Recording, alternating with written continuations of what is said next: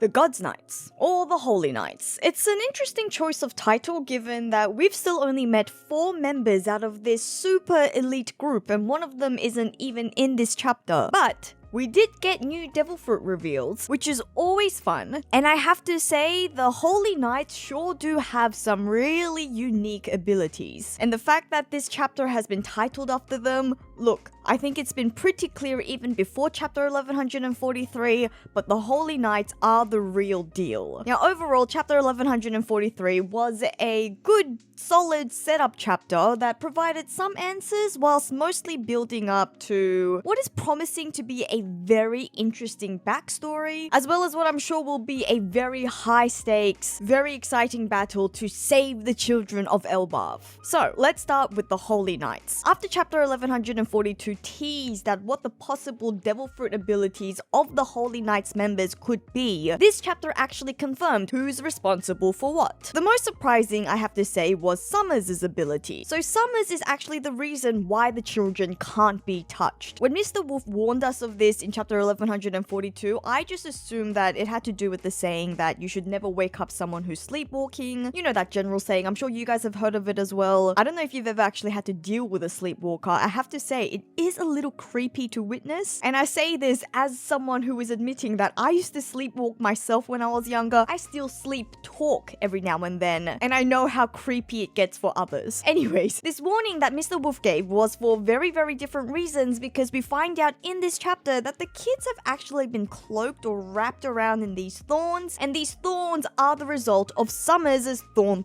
fruit. And the way that Summers talks about his thorns and his abilities, it seems like this thorn ability is tied back to his overall love theme. Basically, from his dialogue, it seems like the more you love someone, the more powerful, the more potent his thorns are. So it's a very, very twisted take on love, which I suppose in hindsight is to be expected of a celestial dragon scum. And not just the member of the celestial dragons, but I'm sure he's from a very elite celestial dragon family, seeing as another one of his family members is also part of the Gorosei. And I guess Oda did actually sort of hint at this twisted view towards love in chapter 1142 as well. When you actually read all of Summers' dialogue, it seems like Summers always views love in association with pain. It's this idea of the pain that love brings. Love is a double-faceted, two sides of the same coin. To love is to hurt. The more you love someone, the more you hurt. And I have to say that this twisted side of Summers is actually quite a nice touch. He has been used a lot for comedy, but now there's this real, unmistakable, dark and sinister side to him. And I think this gives him more depth than him just being that funny old geezer. This is a really, truly twisted man that we're going to have to watch out for. His comments make him sound like a bit of a sadist, actually. And if you guys watch my latest video, and if you haven't, you guys should totally watch it, by the way, for more groundbreaking Holy Knights analysis and speculations. But in that video, I did mention it would be interesting to see a Zoro or a Sanji matchup against Summers, both for very different reasons, slightly related reasons. But now that I think about it, at Elbaf, we have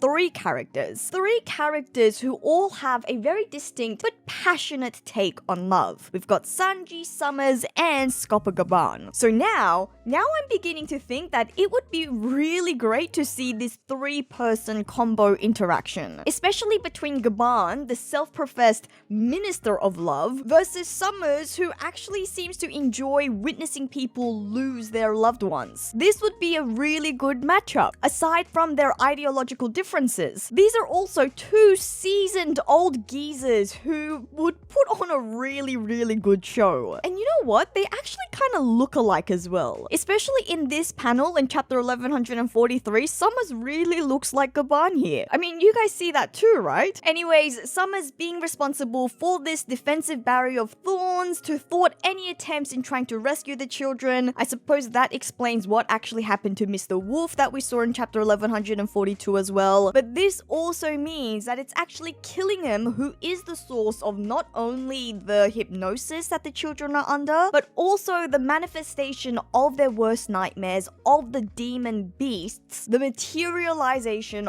of the beasts that we now have at Elbaf. And I have to say, in that case, Qillingham's abilities are looking very broken at the moment. So I'm really keen to see and to find out more. I mean, what are the limitations to putting people to sleep? How exactly does the hypnosis work? Do you have to get their permission like we sort of saw in the case with Summers? Or is it like a case of the weaker your haki is, the more manipulable you are? Is that a word? Manipulatable? Anyways, you know what I mean. The kids, how are they put to sleep? Is it because they're kids with relatively low haki? Is it the influence of Miss Angie? And believe me, we will get to talking about her soon. But how does this all work? What I find particularly interesting about Qillingham's abilities, actually there were two things that I found super interesting about Qillingham's powers. So we get to witness Qillingham putting his powers to work for ourselves. Basically, he has a person think of something, he puts them to sleep, he manifests that thing. He materializes it out of their dreams.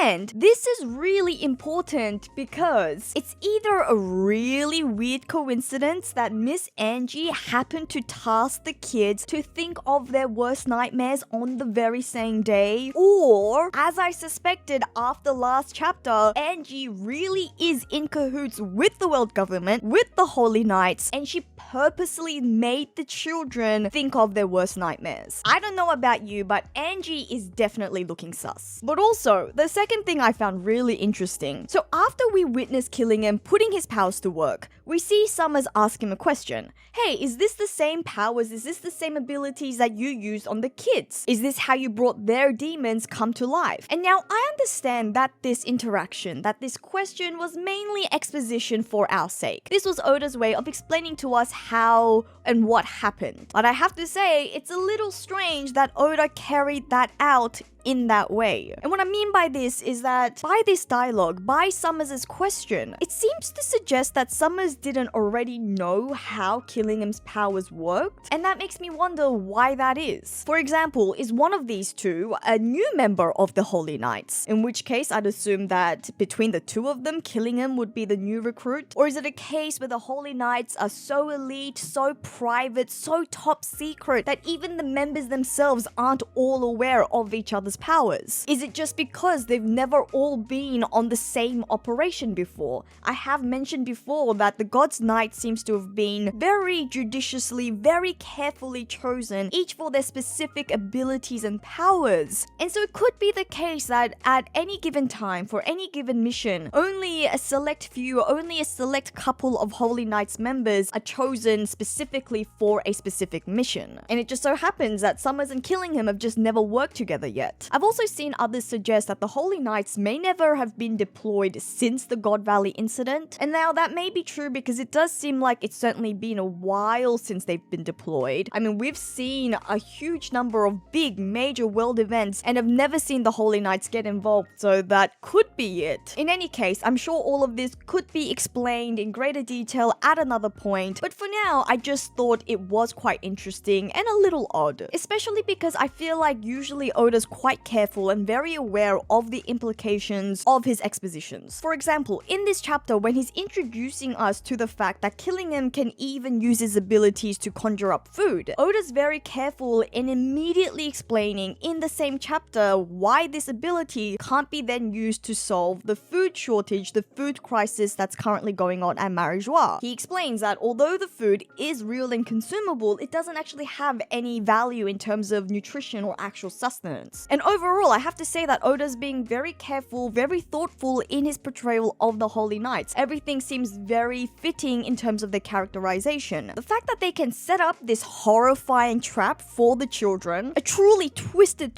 trap, but then immediately afterwards they set up this lovely decadent meal for themselves. They're really enjoying themselves. It just gives us an insight into their truly twisted, dark minds. The fact that they can manipulate children like this, take pleasure in witnessing people, in witnessing parents lose their children, killing themselves in trying to save their children, all the while just, let them eat cake. They're just enjoying themselves with gourmet food because they can. They don't even need it. It doesn't even give them true nutritional value. They're even going to the luxury of conjuring up real artisanal salt. True artisanal salt that only the likes of Summers, like I said, someone who must come from the elite of elites, salt that only Summers would think of. This is just very much Celestial Dragon scum behavior. And at the same time, I have to say that this is a brilliant strategy that they've come up with. I know I've commented on this before, but now with everyone's powers being revealed, knowing the exact route they've chosen, you have to admit this is a genius strategy. By kidnapping the kids, they can get the parents involved. And now the Holy Knights don't even have to engage in direct combat because the thorns, the after effects is going to rip all the Elbathian adults apart. The demons, the actual manifestation of their own children's dreams are what's ruining Elbaf, destroying their kingdom and fighting the giants. The Holy Knights don't even have to lift a finger anymore. They're just enjoying a damn meal. And then they've also ensured that the parents will get involved by choosing a route that will take the kids directly past the adults. The children are being paraded in front of the western village where the Elbathians are currently feasting. Again, it's a twisted, dark strategy, but you have to admit, really, really smart. Though I do have a question as to how they know and how they're tracking where the children are. It actually seems like it's not even just the children. They sort of seem to be aware of everything, of the school, the western village, where everyone is, and it's unclear whether this is via some sort of surveillance or it's their vantage point, or maybe they just have such an outstanding observation haki skills, making them even more formidable opponents. Regardless, it is very clear that the Holy Knights are going to be an interesting group, are going to be a formidable group, especially as we see more of their combat strategies. And on that note, like I said, you should check out my latest video for more of an unpacking on the God's Knights. For example, in that video, I share my theory that the Holy Knights, they're all based on the Zodiac, the Western Zodiac to be more specific. And I actually read a comment to that video that the Holy Knights may actually be based off the Greek gods. And I really found that to be an interesting argument as well, because I think there are definite connections and parallels that we can immediately pick up on. For example, Gunko, I think I can see an immediate parallel to Artemis. Artemis, who's the goddess of hunting, and so she's known for her archery, meaning that she's almost always depicted with her bow and arrows. And Artemis is also known for her chastity, and I think that sort of fits with Gunko's very cutesy, very shy attitude at times. Shamrock's sword, for example, we already know there is a connection there to the Cerberus. And then so that raises the question of, does that mean Shamrock represents Hades or Hades, which is the god of hell or the god of the underworld, which then also raises even more interesting questions and interesting parallels with Loki, who is also of the underworld. And I am already looking forward to these two match up again. That's already been promised. I'm eagerly awaiting a rematch between Loki and Shamrock where there is a little bit more of an even footing, because the last one was a very unfair one-sided beatdown. But then of course, if we bring up the underworld, I'm sure Zoro fans are already screaming, already very eager, because the true king of hell is none other than Roronoa Zoro. And then with the other two Holy Knights, you have Eros, which is the god of love, usually depicted to be someone young, unlike Summers, who's a bit of a grandpa, as well as Hypnos, who's the god of sleep, or even Morpheus, the god of dreams. Both of them could be fitting with Qillingham, but I think that's actually the thing with Greek mythology.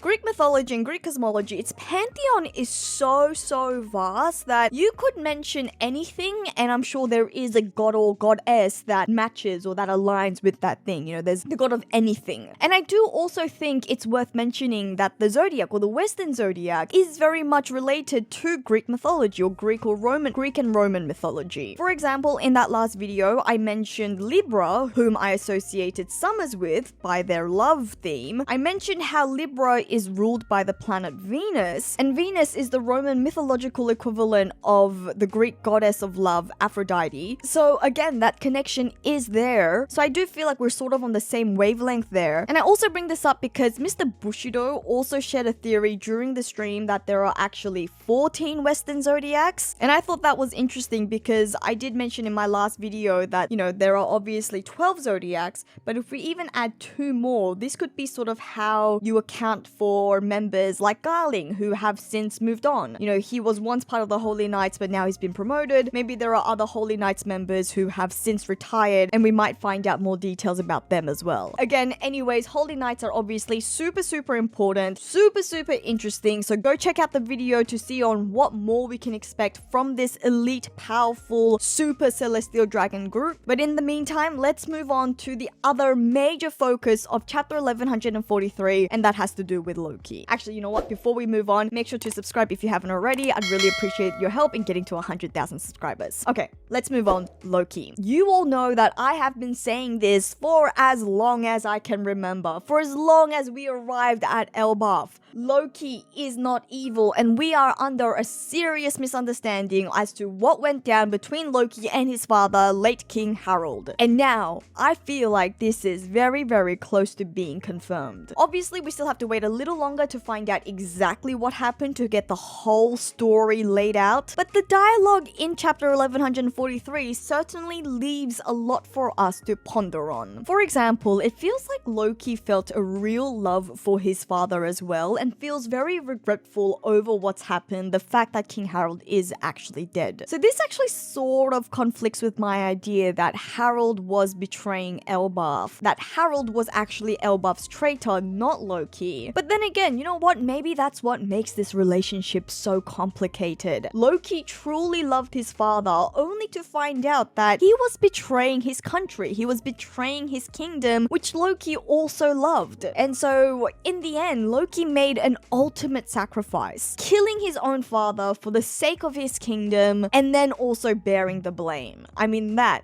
is truly Greek tragedy level story. The only caveat that I think would be remiss of me not to mention is that there is a real chance that Loki is just lying here and he's just trying to fool them again. He truly proved that he is Loki, the trickster god in this chapter, the trickster god of Nordic mythology, when he tried to bluff his way out of his final chain. So look, there is a chance that Loki is lying when he's saying that he wasn't the one that killed King Harold, and he's just using his wits to save himself. And although I admit that that is a real possibility, I think you guys all know that in my heart of hearts, that's not what I actually believe is happening here. I know that you guys all know that I believed in Loki's innocence from the start. That being said, Loki is a very nuanced character. You can't call him a straight up good guy. I have to say I was a little surprised to see Loki's intense racism in this chapter, especially because of the way that he rebuffed the celestial dragons earlier in this arc. I did expect him to be more progressive, but I guess it just goes to show how complicated people are. And look, I still don't believe that Loki is straight up evil. He's not as evil as the Elbathians are painting him out to be, but he's just obviously not solely good either. And I think that was even clear even before these racist comments. I think it was always clear that Loki is going to be a nuanced character. The vast majority of Oda's characters are. And I think this also goes to show, you know, the influence, the pervasiveness of a society's attitudes on matters like race. Obviously, the Elbathians as a whole, as a society, have some pretty backward sentiments towards other giants. And we have also seen that non-Elbathian giants have the same attitude towards the Elbathians as well. So we do have race relations that have to be expanded on. And it just seems that Loki hasn't been immune to all of this. That being said, I do feel a bit of a begrudging love relationship between Love and Hajrudin. It's a complicated relationship for sure, but it's not purely antagonistic. Maybe a little more antagonistic from Hajrudin's side from what we can see in this chapter. Understandably so, based on how Loki seems to have treated Hajrudin as they were growing up. It seems Loki was definitely the aggressor in their childhood days, but I am really excited to see more of this complicated love-hate relationship between the two brothers. Especially because Loki seemed genuinely hurt and disappointed that Hajrudin could see his younger brother as someone capable of killing their father in cold blood. For me, Loki's final dialogue in this chapter gave the vibes of, you know, like, come on bro, come on big bro, come on Nichan, not you too. Even if the whole world is against me, I thought that you, my big brother, my Nichan, would still believe in me. And maybe I'm just playing this up in my head, but I do love this idea of Loki, who has always been bigger, always stronger than Hajrudin, always still did actually look up to him as an older brother, even if he never showed it on the outside, even if you only thought it on the inside. And personally, as someone who grew up as the middle child of 3 girls, I know all about complicated sibling relationships, although I have to admit that Loki and Hajrudin seems more complicated than most. But these sort of family dynamics are super interesting for me. And look, I'm just ready to see these brothers make up and heal, become a true family in their own right. And you know what? Funny enough, these two are probably going to achieve Hajrudin's dream together by the end of the story. These two are going to unite all the giants. They're going to come together. They're going to hold hands and sing Kumbaya and so on and so forth. Especially because I actually have this theory. I have a theory that Loki's friend, Shaggy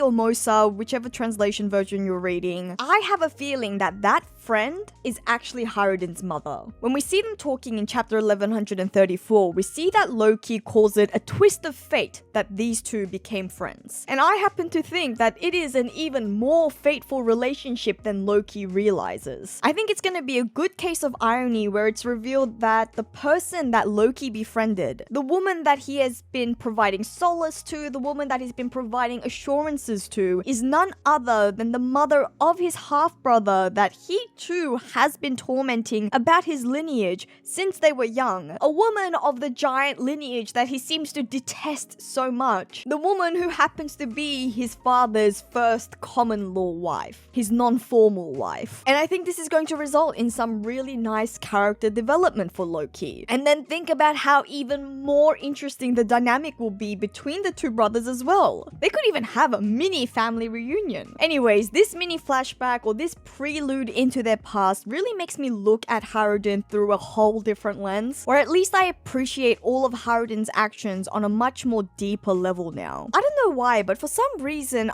it just never really clicked to me. I never fully grasped the idea that Loki is so much stronger than Hajrudin. Like, astronomically so. Even after we saw the scale, the size difference between Hajrudin and Loki, it didn't really sink into me yet. So now, after seeing this little mini flashback, I see why Hajrudin was so determined to become a strong warrior from a young age. For example, that training scene that we witnessed back in Big Mom's flashback, I look at that very differently now. Especially because I pointed out in the past that it was quite strange to see Hajrudin still training and learning the warrior's way despite the fact that back then, Harold had already begun his reformation of Elbaf. He was moving Elbaf away from their warrior culture. Whereas now I understand that Hajrudin was always born with a chip on his shoulder. Hajrudin has always had to prove himself physically, whoever his mother is and whatever giant race she came from. I think it's quite clear that it's a giant race that's not as combative. I mean, Saul's even hinted at that in the past, that not all giant races are that combative as Elbaf. And now I'm actually even inclined to think that Hajrudin's mother might have even come from a giant culture that's much more pacifistic in nature, and that even might have been what influenced Harold in adopting or reforming Elbaf, and that also explains why Hajrudin is so much weaker than Loki. But anyways, that's why Hajrudin from such a young age has been always so keen to prove himself, and not only that, why not only training but even going out to actually start the new giant warrior pirates by himself or for himself. And we've already known that this was part of his goal to unite all of the giant races. But I think it's very symbolic. I think it's very meaningful that he chose to name it the New Giant Warrior Pirates. It's like he really wanted to prove his strength. He wanted to make his name for himself as a warrior in his own right. You know, proving his strength, proving his powers, proving his leadership skills, saying that he's just as good as the Elbafians, even despite his mixed giant heritage. And so I think in that light, this also promises a really interesting dynamic between not just the brothers, but also with their father as well. So King Harold, I feel like Oda is still trying to pull one over us, because in this chapter, we see him as this supposedly loving father. He's just saying that he just wants peace between his children. He loves them both, but you know what? I'm not buying it. Not only does Oda choose to shade him in all black again in this chapter, apart from just words, empty words, what has King Harold really done to ensure that the relationship between his sons are in fact brotherly and peaceful? Without addressing the messed up race relations at Elbaf, which I have discussed before, Hajrudin was always going to grow up feeling inferior. There was always going to be this antagonistic relationship between the two brothers. And like I discussed in that video, King Harold didn't do anything to improve these race relations. So I'm inclined to say that beneath the shadows, Harold was definitely sowing discord between the two brothers. I feel like he knew exactly what he was doing. He was sowing discord between his own sons in a very similar way to how he was raising tensions within his kingdom between the old generation of warriors and these new pacifist ideals that he was trying to bring in. And look, maybe I'm going to bite my words later. I'm going to regret coming so hard out against King Harold. Maybe I am being too hasty, but this is exactly why I am super excited for the next chapter, where I'm sure we are actually going to get a deeper dive into the flashback and we're actually going to find out what really happened. In the meantime, you can also check out some of my other videos where I have gone into detail on my thoughts into the whole Loki King Harold fiasco. In terms of some other things to mention, I was quite surprised to see that Loki, even from a young age, had bandages over his eyes. That seems to be an actual permanent design choice and not just because of some injuries. And I'm sure that means some of you are like me, already questioning, what does those bandages mean? Does it mean he has some Sharingan level quality eye level powers that we don't know about? Or maybe it really is just a simple design choice. Other things, I really enjoyed seeing more and more of Elbaf's culture,